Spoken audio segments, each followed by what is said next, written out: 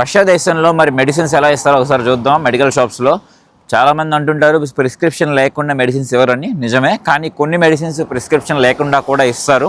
అంటే చిన్న జలుబు, జ్వరానికి, తలనొప్పికి, కడుపు నొప్పికి అలాంటివి. దాని పేరు ఆప్తికా. ఆప్తికా అంటే ఇది ఫార్మసీ అని అర్థం రష్యన్ లాంగ్వేజ్లో. ఇవాళ మీకు ఎగ్జాంపుల్గా దగ్గు మందు తీసుకుంటాను, కాఫ్ సిరప్. అది ఎంత కాస్ట్ అవుతుందో మీరే చూడండి రష్యాలో.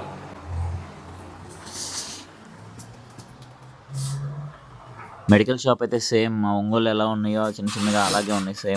సేమ్ టు సేమ్, ఇంకేం లేవు. కాకపోతే మొత్తం వీళ్ళు డిస్ప్లే చేస్తారు. మా ఊర్లో నేను లోపల తీసుకుంటాను. దగ్గుకి సిరప్ అడిగాను, ఇచ్చింది.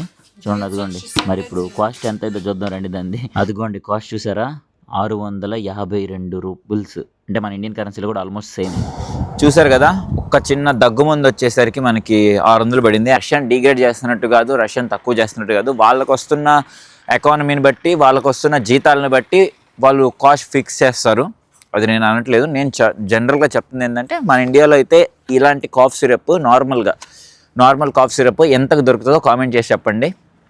ఇది మరి రష్యాలో మెడిసిన్స్ పరిస్థితి. నేను అందుకే చెప్తాను, చాలామంది ఎవరైనా ఇండియా నుంచి వస్తున్నప్పుడు ఇక్కడికి ఎంబీఎస్ చదువుకోవడానికి ఇండియా నుంచి మెడిసిన్స్ తెచ్చుకోవడానికి నేను చాలా వీడియోలో చెప్పింది కూడా ఇదే రీజన్ అనమాట. వీడియో నచ్చినట్టయితే లైక్ చేసి ఎవరైనా అబ్రాడ్ వస్తుంటే వాళ్ళకి షేర్ చేయండి. సరే, మీద ఉంటాను. జై హింద్.